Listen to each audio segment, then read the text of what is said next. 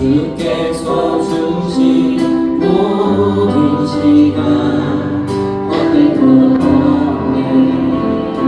그 어느 것도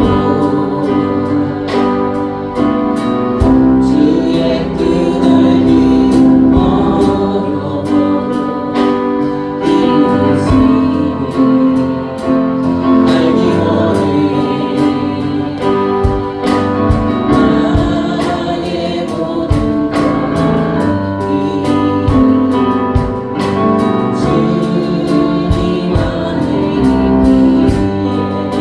것이 주님 안에 있기에 주의 귀하게 되네. 세상의 한계를 넘어 깨어지는 주 그리스 주는 내 삶의 끝에 인생의 처음 같은 주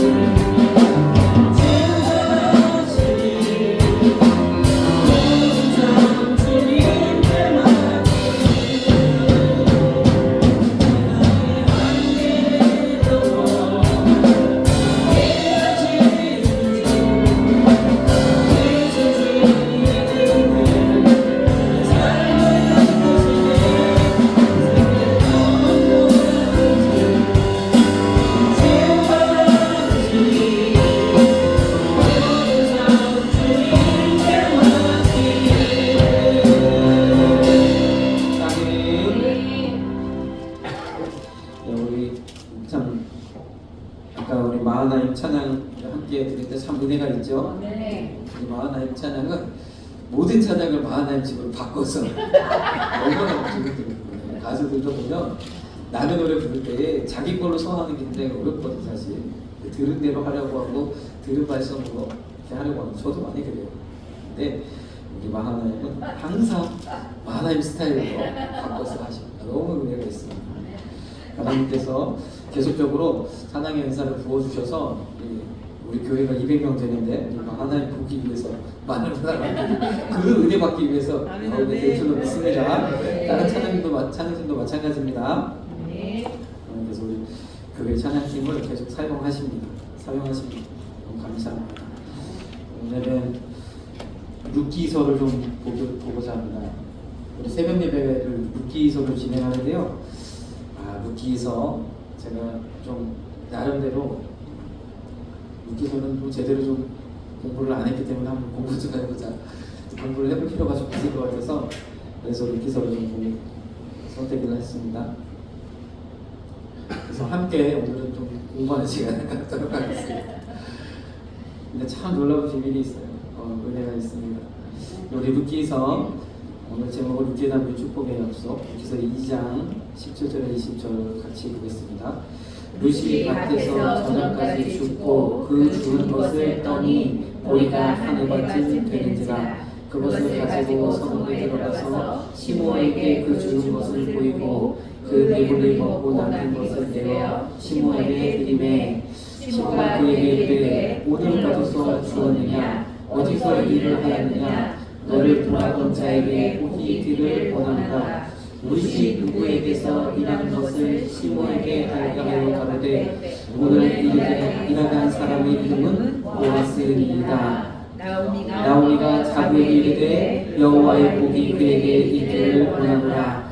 그가 생존한 자와 사망한 자에게 은혜 베푸기를 그치지 아니하도다. 나오미가 또 그에게 이르되 그 사람은 우리의 근족이니 우리 기업을 물을 차주는 하나이니라. 아멘. 예, 오늘 나오미의 며느리죠. 룻이 보아스를 우연찮게 만나게 되고 그 보아스는 오늘 20절 말씀처럼 나오미의 그 가족의 그 기업을 물을 자 중에 하나이다. 그래서 이 기업을 물을 자 여기 우리가 좀 집중해서 보기를 원합니다. 룻기는 룻기의 내용을 우리가 좀 보면 룻기는 사사시대에 기록된 성경입니다. 그래서 사사시대에 사사시대는 영적으로 암울한 시대라고 하시면 돼요. 하나님의 뜻을 잘 모르고 각자 자기 뜻대로 각자 도생하던 시대라. 하나님의 백성들이 하나님의 뜻을 모르고 하나님의 축복의 원리들을 모르고 각자 그냥 자기 방식대로 살아가면서 이렇게도 해보고 저렇게도 해보다가 실패하고 또 실패하고 또 실패하는 그런 과정들. 그래서 어려움이 있으면 그래도 하나님께서 사사들을 세우셔서 건지시고 하는 그런 시대에 하나님께서 오늘 이 룻이라는 한 여인을 집중하셨다는 거죠. 이스라엘 백성도 아니에요. 모압 여인입니다. 다른 이방인이에요. 이방인임에도 불구하고 그를 집중하셨다는 거예요. 오늘 이 시간에도 하나님은 우리 여러분 각자를 집중하고 계시는 줄 믿습니다. 제가요 잠시 이제 여기 저희 침례신학대학에 간 적이 있었거든요. 한 6개월 넘게 조금 다니다가 자퇴서를 내고 목격지로 나왔는데 신학교에서 그때 이 침신대는 참 좋은 게 상반기 하반기 부흥회가 있어요. 그래서 부흥회는 반드시 참석해야 됩니다. 학점이 연결이 되어져 있기 때문에 부흥회를 안 참석하면 졸업을 못할 수가 있어요. 그래서 많은 사람들이 다 학생 전체가 다 이제 참여를 하는 거죠. 근데 참 이 신학교에 모이신 분들, 특히 신학과들은 다 어디서든 날보기는 다 학생부 청년부 회장 출신들이고 학생부 회장 출신들이고 막 그렇거든요. 얼마나 열정적이고 기도도 잘하고 찬양도 잘하고 목소리도 얼마나 좋은지 몰라요. 제가 그 속에서 저는 뭐 내세울 게 하나도 없어가지고 얼마나 기가 죽었는지 그렇게 해서 그래서 정말 이 신학교에 모여있는 사람들이니까 다 믿음 좋다 하고 그리고 나름대로 하나님 열심히 섬기는 그 사람들이 있지 않습니까? 그 가운데서 제가 그래도 저희 교회에 있을 때는 열심을 내는 축에 속했는데 그때는 제가 볼 때는 신앙에 아무래도 제가 늘 교회에 있고 목사님 아들이고 하니까 늘 교회 속에 있었고 어릴 때부터도 교회를 다녔고 하니까 그런 면에서 조금 괜찮은 것 같은데 신학교에서는 저기를 내놓을 게 없더라고요. 그래서 거기서 참 그 부흥회를 참석하면서 예배를 드리는데 1학기 때였죠. 예배를 드리는데 그 가운데서 하나님이 나를 안 보실 것 같은 거예요. 이 수많은 믿음이 출중한 믿음의 군사들이 쫙 표진되어 있고 기도도 얼마나 열정적으로 잘하고 하시는지 그 속에서 하나님 저를 안 보실 것 같은 거예요. 참 그러면서 주여 하고 이제 기도를 하는데 얼마나 좀 서러움도 몰려오고 뭔가 이렇게 아무튼 그런 시기를 거치는데 하나님께서 은혜를 주셨어요. 은혜를 주시는데 말씀하시고 제 이름을 기억하시고 저를 부르시고 또 저에게 사랑한다 말씀하시고 은혜를 주시는데 하늘에서부터 스포트라이트가 쫙 비치는 것 같은 그 은혜를 주시더라고요. 그 수많은 믿음의 그 용사들 그 군사들 속에서 또 하나님이 저를 보시더라고요. 여러분도 마찬가지인 줄 믿습니다. 근데 모두가 아마 다 그렇게 은혜를 받을 거예요. 모두가 자신의 주인공이라 하나님께서 이렇게 보실 거예요. 그러나 어쨌든 하나님과 우리는 1대1 관계잖아. 하나님 앞에서 그 은혜를 누릴 때 하나님이 정말 어떠한 분이신지를 우리가 정말 알게 되는 줄 믿습니다. 오늘도 보면 그 암울한 시대에 룻을 하나님 이렇게 집중 조명했다. 얼마나 감사합니다. 이 사사 시대에 흉년이 들었다는 흉년, 이스라엘의 흉년이 들었다는 얘기는 무엇이냐면 영적으로 문제가 있다는 거예요. 하나님 품을 또 떠나서 여러 가지로 우상을 섬기고 자기 뜻대로 나아가고 이렇게 그런 시대라는 거죠. 그 시기에 이 흉년이 되니까 먹고 살 게 없어서 이제 모든 것을 다 뒤로하고 모압이라는 땅으로 넘어가요. 거기는 먹고 살만하다더라. 거기 가면 성공한다더라. 그래서 그 얘기를 듣고 그쪽으로 다 온 가족이 이사 갔습니다. 그리고 거기서 두 아들도 결혼을 다시 했어요. 완전히 자리를 잡으려고 했던 거죠. 자, 그래서 여기 2절에 보니까 그들이 모압 지방에 들어가서 거기 유하더니 그런데 결과가 어떻게 됐느냐? 잘 될 거라고 생각하고 거기 가면 부자가 될 거라 생각하고 모든 게 여기보다 나을 것이라 생각하고 갔는데 실제적으로 일은 잘 됐을 수 있어요. 일은 잘 됐을 수 있는데 무엇이냐? 갔더니 이 교회는 사람이 남편도 죽고 두 아들도 죽고 갑자기 그냥 이 과거가 돼버린 거예요. 며느리 주라고 이걸. 근데 출애굽기 34장 16절의 율법에 주변 사는 나라들과 결혼하지 말라고 했어요. 이유는 뭐냐면 하나님 품을 떠날 거기 때문에. 그 말씀을 따르지 못했던 그런 안타까운 상황 속에서 룻이 나오미가 그런 처지를 만나게 된 거죠. 얼마나 안타깝습니까? 그런데 그래도 감사한 게 무엇이냐면 이 나오미가요 이제 다 죽고 남편도 죽고 두 아들도 죽고 아무것도 완전 거지가 돼서 생각한 게 내 지방으로 다시 돌아가야겠다. 내 고향으로 다시 돌아가야겠다. 마치 하나님께서 내 고향 땅 이스라엘은 하나님께서 다시 은혜를 베푸셔서 좀 괜찮아진 거예요. 상황이 나아진 거예요.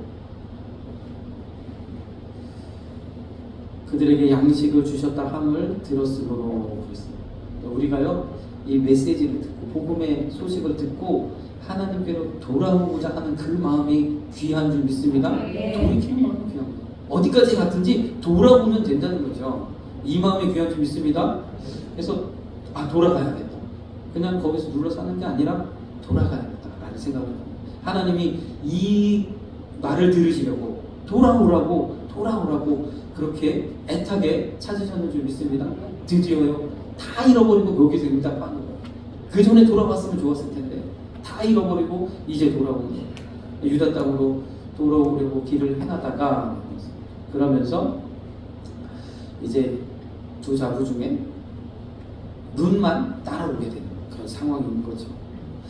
12절 13절에 보면은 여기에 좀 우리의 상식과는 조금 다른 이제 이야기가 나옵니다. 뭐냐면 이 두 며느리가 있는데 이제 나오미 이들을 구제하려면 이 나오미가 지금 나이가 늙었는데 다시 결혼을 해가지고 아들을 낳아가지고 그 아들이 자라가지고 그 두 며느리를 다시 그들과 결혼시켜가지고 자손을 잇는 이 일을 해야 된다는 거예요. 이게 얼마나 복잡하고 힘든 일입니까?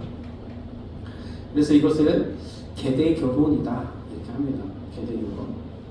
그 같은 족보상의 사람들이 근족 또는 친족 또는 형제들 가운데서 이렇게 결혼할 수 있도록 하는 것. 이것은요 어떻게 보면 그 민족성 또는 하나님이 주신 기업 이것들을 온전하게 보존하고자 하는 하나님의 뜻 가운데서 다시 말해서 그 공동체를 하나님께서 지키시기 위한 그런 방법으로 주셨다는 거예요. 그래서 어떤 분들은 뭐 이것이 사회보장 제도였다 뭐 이렇게 얘기하기도 하고 그러는데 우리가 그 의미들을 좀 살펴보기를 원합니다. 그래서 오늘은요 이 룻기에 나타나 있는 이 계대교회 이 의미를 좀 보자. 이것이 하나님이 왜 이러한 좀 우리하고는 상식하고 좀 벗어난 다시 말해서 형제 중에 형이 자식이 없이 죽으면 둘째가 동생이 형수를 데려오는 그런 방식. 또 이도 없고 다 죽으면 그 가운데 가장 친족이 데려오는 그런 제도인 거죠. 그래서 우리가 이것을 이해하려면 우리가 먼저 이 하나님께서 주신 이 토지 제도 이것을 좀 알 필요가 있습니다. 안식년이라는 게 있죠. 6년 동안은 내 마음대로 파종하고 하지만 1년은 그냥 방치하는 거예요. 모든 땅에 1년은 그냥 방치하는 거예요. 그래서 안식년 제도를 이제 활용해서 이스라엘 백성들이 이제 그 토지의 그런 어떤 뭐라 그러죠? 그것을 그것을 회복시키는 그런 기회로 하나님이 삼으셨던 것 같아요. 우리가 그냥 주구장창 일만 한다고 해서 그렇죠? 효율이 올라가는 거 아니잖아요. 하루는 온전하게 안식하며 예배할 때에 가장 좋은 효율, 가장 은혜로운 그런 우리의 삶이 되어지는 점 있습니다. 땅도 마찬가지라는 거예요. 주구장창 파종하고 심는다고 해서 많은 수출을 거두지 않아요. 오히려 1년은 쉬게 하고 다시 또 심으면 훨씬 많은 그 6년간의 그 소득은 더 많은 소득을 준다는 거죠. 그래서 우리가 이 안식년 제도가 있다는 것을 기억해야 돼요. 그리고 또 이 안식년이 7번이 지난 49년 그 다음에 50년째에는 그날은 희년이 됩니다. 희년. 아시죠? 희년. 이 희년은요 모든 팔았던 토지를 다 되돌려 줍니다. 다 원래 주인에게로 다 돌려주는 거예요. 원래 그 가문의 기업으로 다 다시 회복시키는 거예요. 모든. 그리고 사람들도 마찬가지로 내가 누구를 종으로 삼았다면 다시 또 그 사람을 놓아주는 거예요.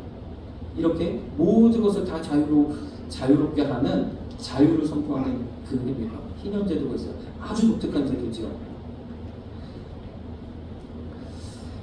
그래서 만약에 우리가 땅을 내가 가지고 있는 이 토지를 누구에게 팔겠다 하면 어떻게 해야 돼요? 앞으로 희년이 남은 지가 얼마인지를 따져가지고 파는 거예요. 희년과 가까우면 값이 싸요. 몇 년 동안밖에 내가 소유를 못하니까. 파는 건데 그 사람한테 내가 파는 건데 희년이 되면 다시 돌려줘야 돼. 어떻게 보면 파는 게 아니죠. 그냥 임대하는 거죠. 임대. 지금으로 생각하면 임대죠.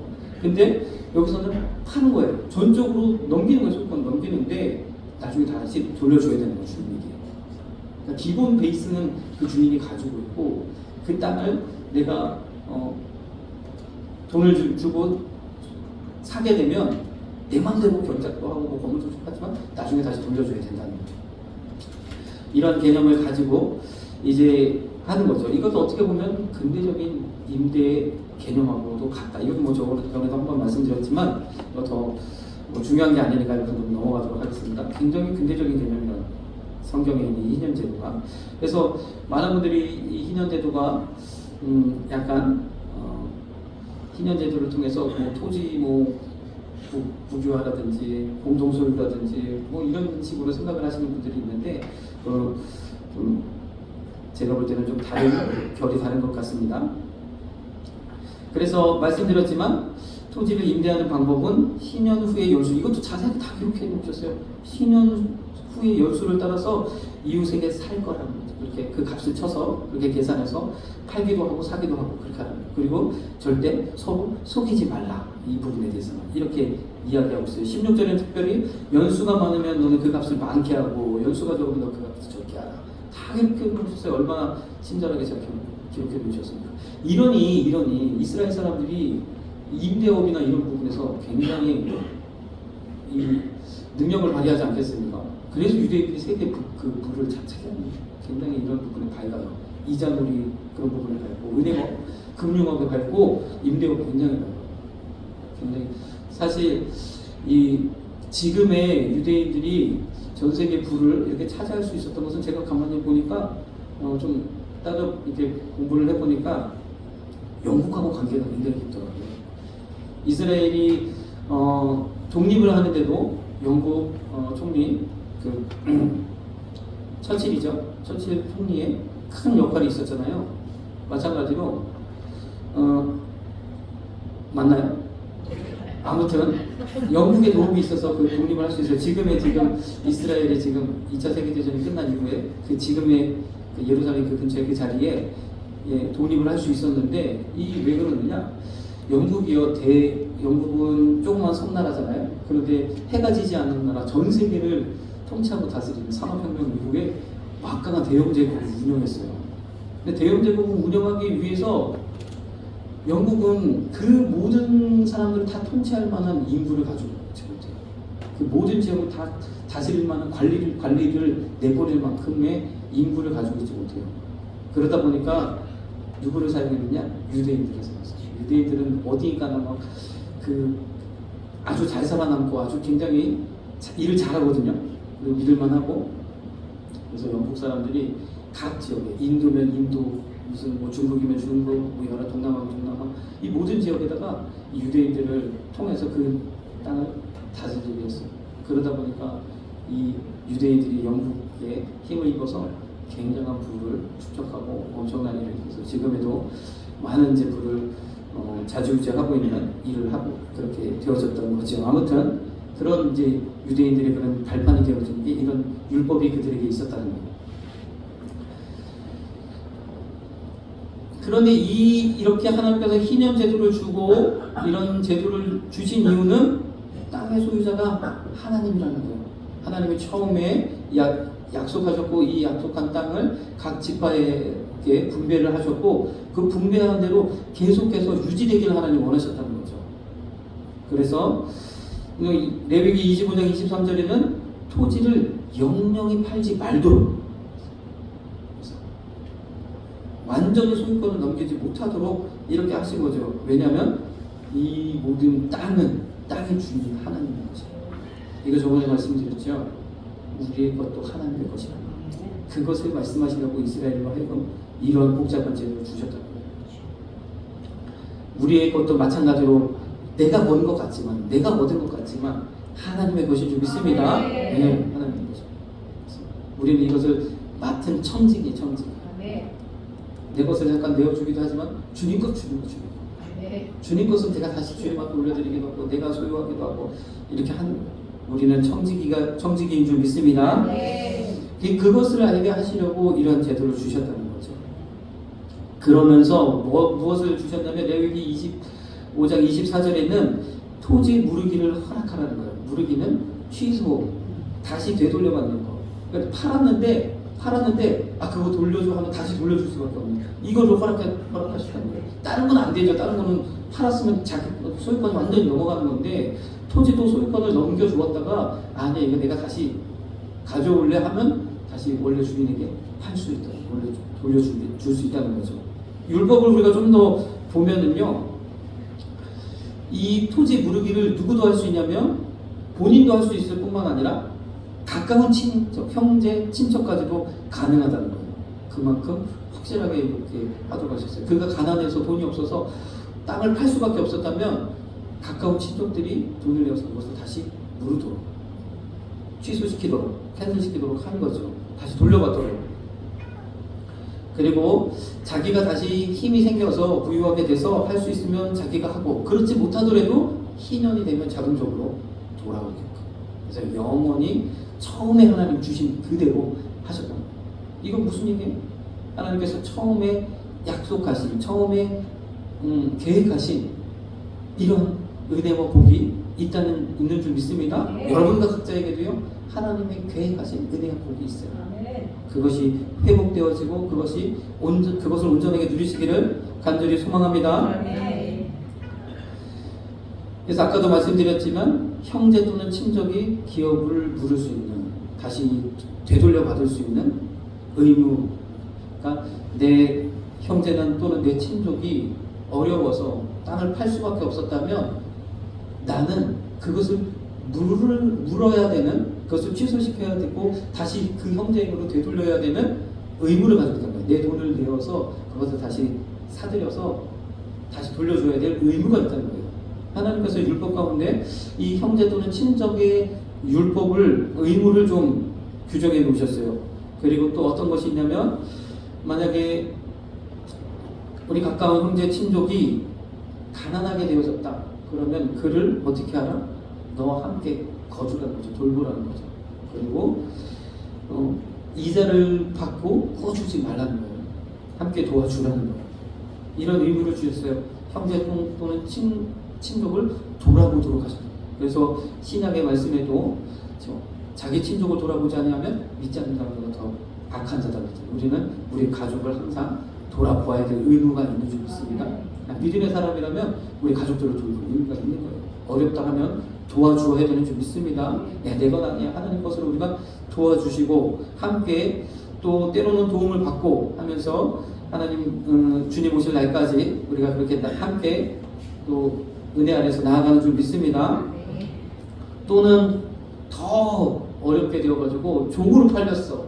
남에게 종으로 가요. 그러나 50년이 되면 자유를 얻지만 그 전에 내가 너무 힘들어서 할 수 없이 어떤 집에 하인으로서 일할 수밖에 없는 그런 상황이 됐다면, 그런 상황을 보는 친족들은 그들을 종의 위치에서 속량하라. 그 의무를 또한 주셨습니다. 그런 의무도 있는 줄 믿습니다. 그래서 여기 보면은 팔림 후에 그를 속량할 수 있나니 그의 형제 중 하나가 속하거나 삼촌이나 사촌이 속하거나 그 근족 중 누구든지 속할 것이요. 가까운 친족들이 그렇게 하라는 거죠. 또 억울하게 죽임을 당했을 경우 피해 보수자의 의무를 또 주셨어요. 그 억울함을 풀어주도록. 그래서 옛날 율법은 눈에는 눈이지 않습니까? 생명은 생명으로 해요.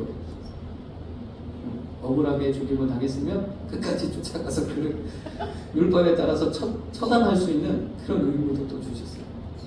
어떻게 보면 좀 너무하기도 한데 어쨌든 다시 말해서 형제를 도라고 하는 거죠. 억울함이 있으면 함께 그것도 나누라는 거죠. 그렇죠? 그런 의무가 있는 줄 믿습니다. 네. 또 하나의 의무는 뭐냐면 아까도 말씀드렸지만 자손이 없이 형제가 죽음에 이르면 그 형의 아내, 형수이죠.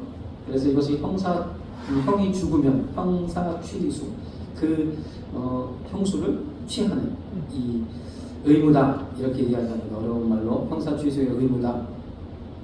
이것이 이제 계대 결혼이고 또는 다른 말로 수혼제라고도 하지요.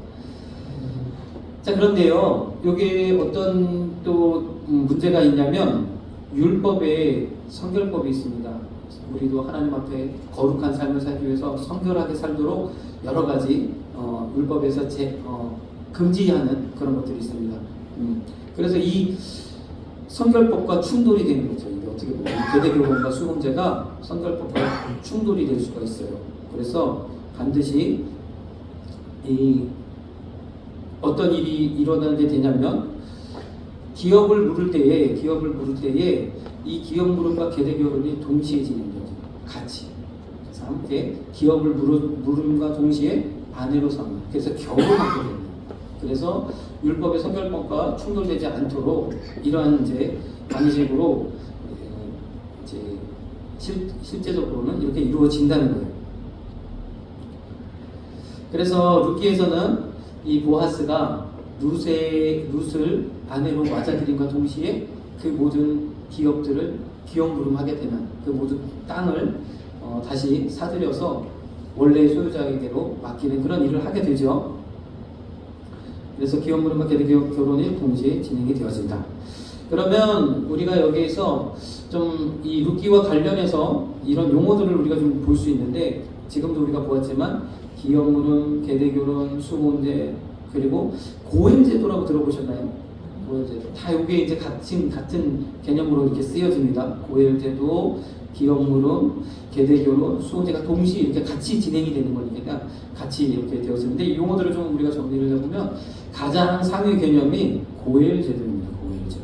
자, 고엘이라는 것은 기업물음이라는 그 단어가 이 히브리어로 원어로 가엘이라는 단어인데 거기에서 기업물을 자 오늘 아까 우리 룻기서 2장 20절에 보아스는 우리의 기업물을 자입니다 한 그 자 사람이라는 뜻이 가해져서 고엘 기업물을 자가 누구냐 요게 관심이 있는 거죠. 과연 우리가 지금 어려움을 당했는데 나의 이 어려움을 좀 도와줄 사람이 누구인가 기업물을 자 이 고엘이 누구인가 그 사람이 누구인가가 관심이에요. 어려운 사람들에게 있어서 내가 어려워서 내 땅을 우리가 선조가 우리에게 주셨던 이 기업을 팔 수밖에 없었고 또는 내가 종으로 팔릴 수밖에 없었고 하면 이 어려움을 해결해 줄 자가 누군가 고엘에 대해 해당하는 사람이 누군가 이것이 관심이 있는 거죠. 그게 바로 고엘입니다. 그래서 이것을 통틀어서 고엘 제도라고 하고요. 이 고엘 제도 안에 기업물음과 계대 결혼이 있는 거죠. 그래서 가장 상위 개념이 고엘 제도이고 그 안에 기업 물음의 형태로 그래서 기업을 돈을 주고 이것을 회복할 수 있도록 그 나머지 비용을 다 대신 지불해주고 다시 원래대로 회복시키는 그 일을 할 수도 있고 또는 억울한 그 상황에 놓여 있는 형의 아내를 다시 아내로 맞이하는 이런 계대 결혼 이러한 게 있을 수 있습니다. 그리고 아까도 우리가 보았지만 피해 보수, 종의 속량, 또 속전의 순업, 또 여러 가지 이제 형제 또는 친족의 의무들을 이 고엘 제도 가운데 하나 두신 거예요. 그래서 이렇게 할 수 있는 그 누군가가 있어야 된다는 거예요. 그래서 이러한 사람이 있다는 것은 축복인 거죠. 어떻게 보면 도와줄 수 있는 거죠. 그래서 계대 결혼 가운데서 형제에게 국한된 것. 그래서 형수를 데려오는 아내로 맞이하는 이 제도가 형사 취소라는 것이고 그것이 수혼제이다. 이렇게 이제 개념을 좀 잡으시면 대략적으로 이해가 되실 줄 믿습니다. 그래서 어쨌든 이 고엘제도 하나님은 허락하셨다는 거예요. 자 그런데 이 일이 이렇게 되기까지 아까도 보았지만 이 나오미가 다시 고향으로 돌아가고자 하는 그 마음을 품었을 때 이 모압 여인 룻은요, 오늘 룻기서 1장 16절에 이렇게 고백을 합니다. 하나님, 어머니 내게 계속 돌아가라고 강권하지 마소서. 강권하지 마옵소서. 어머니께 가서 가시는 곳에 나도 가고, 어머니께서 유숙하시는 곳에서 나도 유숙하겠나이다. 주여. 발음이 안 돼. 자, 어머니의 백성이 나의 백성이 되고, 어머니의 하나님이 나의 하나님이 되시니. 이 고백이 중요해요. 오늘 하나님께서 이 룻을 조명하실 수 있었던 것은, 집중하실 수 있었던 것은 하나님을 내가 온전히 받아들이겠다. 어머니의 백성이 나의 백성, 내가 하나님의 백성 되겠노라는 그 마음을 가졌다는 거예요. 이 마음, 이 고백을 하나님 받으셨는 줄 믿습니다. 이 고백은 어떤 고백과 같아요? 어떤 고백과 같아요? 영접하는 자고 그 이름을 믿잖아요. 하나님의 자녀가 되는 것을 주시죠. 하나님 이 고백을 하나님 받으셔서 룻을 하나님의 백성으로 받아들이셨다는 거예요. 하나님의 소유로 받아들이셨고, 뭐 이방인임에도 불구하고 받으셨다는 거예요. 또 로마서 8장 29절에는 우리에게 하나님의 자녀가 되는 권세를 주시기 위해서 예수님이 이 땅에 보내셨죠. 그 예수님이 우리의 무엇이 되었다? 맏아들이 되었다. 하나님의 맏아들. 우리는 하나님의 자녀. 양아들, 양딸이 되어지고 맞이로 예수님을 주셨다는 거예요. 자, 여러분 이게 엄청난 일입니다. 그러면서 룻기 2장 1절에 이렇게 시작해요. 나오미의 남편 엘리멜렉의 친족 중 유력한 자가 있으니. 그렇죠. 이 사람이 왜 유력하냐면 이 사람의 조상 중에 개국 공신이 있어요. 엄청나죠. 이 여호수아가 이 땅을 이제 가나안 땅을 정복해 갈 때 정탐꾼 중에 한 사람. 그래서 그 혁혁한 공을 세웠던 그 사람 중에 한 사람이 이 조상이 있어요. 그래서 유력한 자예요. 유지예요. 능히 이 모든 것을 감당할 수 있는 충분한 능력 있는 재력가라는 거죠. 나온 가운데 이러한 유력한 자가 있었다는 거죠. 그가 바로 보았어. 바로 그가 바로 고엘. 기업 물을 수 있는 사람. 자, 여기 한번 보십시오. 그래서 아까도 우리가 보았죠. 우리는 하나님의 자녀가 되어졌죠. 예수님 우리의 맏아들이 되셨, 우리의 맏형이 되셨다는 거예요. 예수님은 어떤 분이세요? 우리의 기업 물을 자가 되신다는 거예요. 얼마나 감사합니까? 예수님이 우리의 모든 것을 대신하셨다. 이것을 룻기에서 보여주십니다. 그러니까 우리가 룻기가 어떻게 해서 뭐 보아스를 만나서 결혼한 거, 너무 재밌다 이게 아니라 이 안에서 예수님의 이 은혜를 우리가 발견했다. 얼마나 감사한지 몰라요. 우연히 보아스를 만나게 되었고, 룻기 3장 2절에서는 보아스는 우리의 친족이다. 그가 바로 기업물을 자다. 이야기합니다. 우연 가운데서 하나님이 이 일을 이루셨는 줄 믿습니다. 예, 이 일을. 그러면 이 보아스가 그 일을 감당해야 되잖아요. 그 율법을 준행해야 되잖아요. 그런데요, 여차저차해서 이 과정들을 좀 룻기를 한번 읽어보십시오. 재밌습니다. 아무튼 여차저차해서 보아스를 만났어요. 만나게 되고 보니까 기업 물을 사람이 보아스보다 앞서서 한 명이 더 있어요. 해당하는 사람이. 그럼 그가 하면 또 그가 해야 되는 거예요. 근데 보아스가 약속합니다. 그가 만약에 안 한다고 하면 내가 하겠다. 내가 기업 물은 그 자고 그 일을, 그 율법을 내가 진행하겠다. 이야기를 하는 거예요. 그리고 그래서 그 사람을 찾아갑니다. 먼저 더 우선순위에 있던 그 사람 찾아가서 물어보니까 그래? 그럼 내가 하지. 그런 거예요. 내가 하지. 그가 가로되 내가 물으리라. 내가 하겠다고 했어요. 그렇죠. 하겠다고 하네. 그러면서 보아스가 얘기하는 거예요. 그 상황을 쭉 얘기하는 거예요. 그거 하려면은 나오미가 다 여기 있는 거 다 팔고 다 넘어갔는데 그거 다 사서 원래대로 그 사람들에게 다 돌려줘야 되고, 그리고 그의 남겨진 며느리 룻도 거두어야 돼 라고 다 이야기를 하니까 그제서야 상황을 파악하고 현타가 딱 온 거죠. 현타가 오면서 4장 6절에 이거 그런 손해를 막 감수하고는 나는 못하겠다. 그래서 깔끔하게 포기하고요. 이 일이 보아스에게로 돌아옵니다. 보아스는요 그 자리에서 모든 사람들을 불러놓고 그 하나님께서 말씀하신 율법을 다 이룹니다. 그래서 여기서요 하나님께서 말씀하신 보아스가 하나님께서 말씀하신 율법의 성취자가 된다. 율법의 성취자가 될 뿐만 아니라 또 하나님이 이스라엘을 통해서 그를 통해서 보아스와 룻 사이에서 다윗이 태어납니다. 언약을 성취하는 놀라운 일입니다. 오늘 이 일을 우리의 맏아들 되신 예수 그리스도께서 이 언약을 성취하시는 그런 분이신 줄 믿습니다. 우리의 고해에서 되신 우리의 기업 무르자가 되신 겁니다. 얼마나 감사합니까?